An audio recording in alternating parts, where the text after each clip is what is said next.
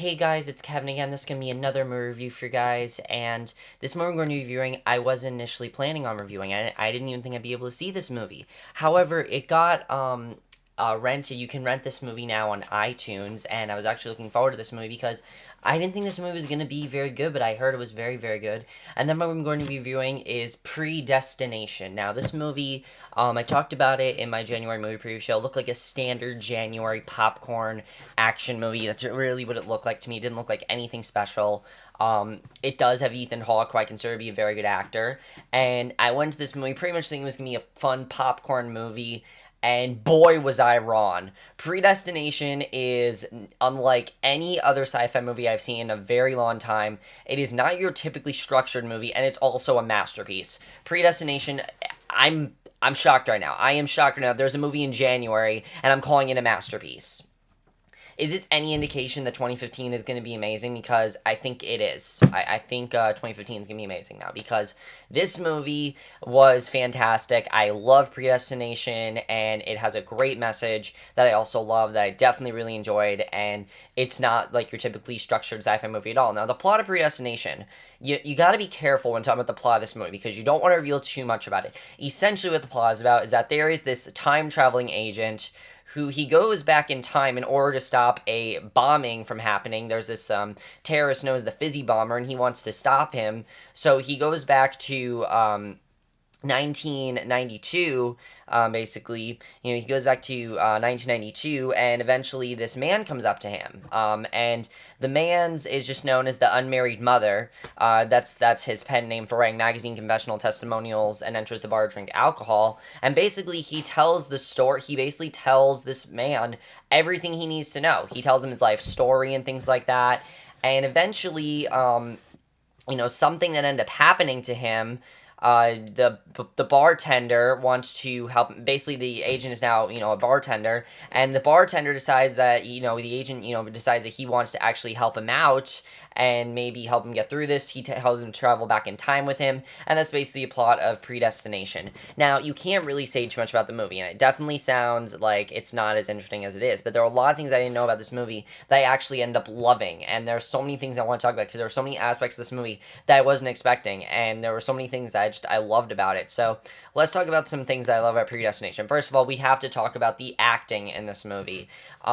The acting in this movie, you really can't talk about anyone except for three people, really. I think there are really only three people to talk about. First of all, our main star here is Ethan Hawke, and, his last movie was amazing. Boyhood, of course, he was amazing in that. And this is another great performance from him. I definitely thought he gave another great performance. Definitely different from Boyhood, but still a very good performance. I really enjoyed his acting in the movie. His character was very, very interesting. And I mean, the second his character comes on, he's very interesting. You want to know more about him. You want to make sure he's going to be okay. But the real star of this movie, the one that we were going to hear about and is the best performance of 2015 so far for me, the person I think gave the best performance, so far this year, is Sarah Snook. She was amazing. And she just... One of the things I didn't know about this movie is that basically the first half of this movie is her story. Basically it's her, it's the unmarried mother story. She plays the unmarried mother. She plays this unmarried mother who basically is narrating to the bartender throughout the whole movie. And her story is just so interesting and so dark, and it makes you more into the movie. And it's a little bit confusing at times. But the thing is that the more confusing it gets, the more interested I became in the movie. And I love that the movie did that because I didn't think the movie was going to do that. And I love that the movie did do that for me. That was something I definitely really enjoyed about this movie. I didn't know the movie was going to do. But Sarah Snook just killed it. She was amazing, and just such amazing acting from her. Now, the only other person to really talk about is Noah Taylor as Mr. Robertson. He was really, really good as well. Not too much to say about him, but he was also really good. Now, the directing in this movie. I gotta applaud the directors because, as I said, this is not your typically structured movie. The first half of this movie is literally just a conversation and backstory. It honestly feels like you're watching a TV episode. It does. You know that one episode where it just focuses on one storyline throughout the whole episode. That's basically what this movie is. For the first half, it really is just her story, and then the second half is something that happened that they want to fix, and they go back in time for it. And the movie is still very interesting, but I think what makes it so interesting is that story, and the backstory is just, it's by far the best part of this movie. It's by far the thing that put me into this movie. Because when the movie started, I was like, I don't know about this, but then when we started to get into this story and we got into that backstory, I'm like, I love where this movie is going. I think it's just fantastic. And I think that the movie, the way they portrayed it, the directors, they really portrayed it perfectly. And just so you guys know, this movie can get very weird and very convoluted, and you definitely need to focus on this movie. This movie, where if you don't like to focus on movies, don't watch this movie, because you need to focus on this movie. Definitely. And honestly, if I were to compare this movie to any movie, it would be Looper. And I'm not going to spoil why I would compare this movie to Looper. I will talk about it in the spoilers. But if I had to compare this movie to anything, it would probably be Looper. The writing in this movie is absolutely fantastic. The screenplay is just so good. Best screenplay of the year so far. I know it's only January, but best screenplay of the year, and I love this movie. I think that the screenplay is just fantastic, and just great screenplay. The score to this movie is great as well. Cinematography, oh my god, the cinematography is so good. There are some shots earlier in the movie that are just breathtaking to watch.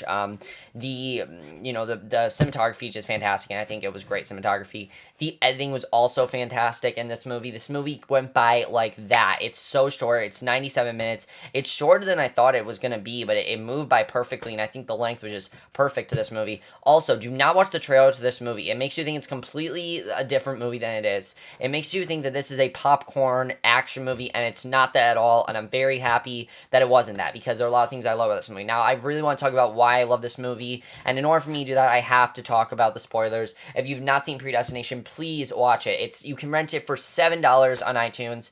I honestly thought I was going to regret it. I don't regret 1 second of it. I rented the movie for $7. I recommend you guys do it. It's a great movie, and just watch it now because it's fantastic. So, of course, we find out that the unmarried mother was actually a girl named Jane, of course, and I love Jane's story. When we found out about Jane and how she was kind of picked on as a kid, how she was bullied and things like that, and she was abandoned at birth, she was in this orphanage, and just everything really went wrong for her. And then, of course, when things were going right for her when she was pregnant, then of course she finds out that she is intersex, and she's both male and female reproductive organs, which allows her to give birth to that baby.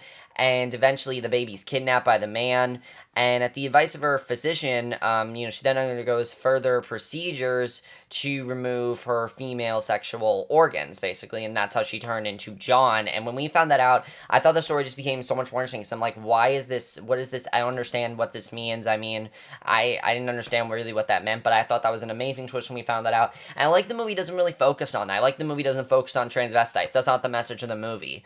And then, of course, they decide to go out and find the older male who left Jane, because, the bartender thinks he knows that. So they both travel back in time and everything.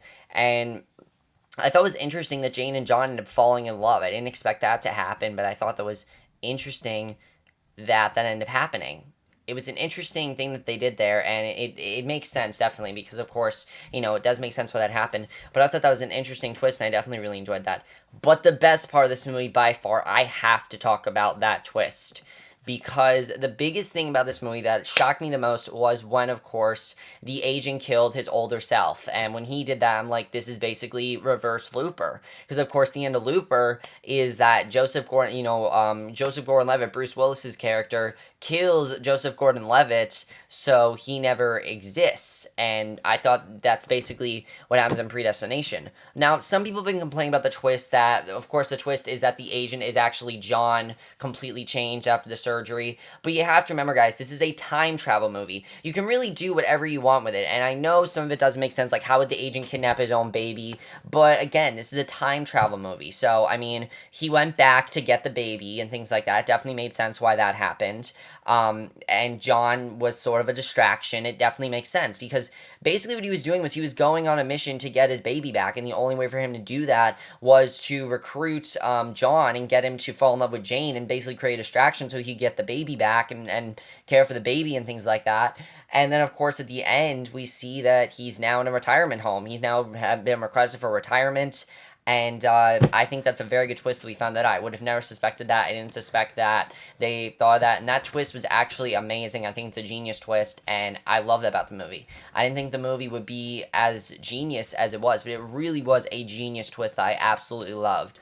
Now, the other thing that I really love about this movie, of course, and some people might not understand it, but I think the point of this movie, notice that none of the characters are really named. I think the point of this movie is that the character really could be anyone. It really is. It could be anyone sent back in time. I mean, this movie is based on a short story called All You Zombies. It's a very short story. It's literally just a bunch of paradoxes caused by time travel. That's really the whole story. It's a young man, and it's basically John's story, and and everything that happens in this movie happens in that short story. They just combined it and turned it into a full theatrical movie. I think that's really cool, definitely. I also love the twist of John's face getting burned turned him into Ethan Hawke's character. I think that's amazing the way they do that, and I think it's actually a very amazing twist because for a lot of the movie, I'm like, why is Ethan Hawke being billed as the main character when Sarah Snook is the main character of this movie? Oh, because Ethan Hawke is Sarah Snook. Okay, that makes sense. And I thought that was an amazing twist that they did that, and I loved when they absolutely did that. I thought that just it made me love the movie even more. I know some people didn't love it, but I loved the movie even more after that. And that's basically all I'm going to say about Predestination. I highly recommend you guys check out this movie. It is an amazing movie. Please check it out. It is unlike nothing you've seen in a very long time. It's a very different time travel movie. I honestly feel it's one of the best time travel movies I've seen in a very long time. I mean, Edge of Tomorrow was great, but that I wouldn't consider that time travel. I consider this more time travel, and I actually would love to see more of this world. One of the things this movie made me realize is that this would make an awesome comic book, honestly. I would love for someone to write a comic of this movie, because I think this movie can make a pretty awesome comic book world, and I like to see maybe even a sequel to this movie, just because I love how much the world is. I love the idea of it, and I'd love to see more of what they could do with it. It's definitely a cool idea, and because this movie sometimes feel like just an introduction movie to what's more to come, I definitely would want to see more. I think it could be really cool, and I definitely want to see more to what they have to offer. But that's basically my review of Predestination. Hope you guys enjoyed it. Please check out this movie. Highly recommend it. That's basically for this video. Hope you guys enjoyed it, and I'll see you guys in my next video, which will be my review for tonight's episode of American Horror Story Freak Show. So we'll see you guys for that. Okay, bye.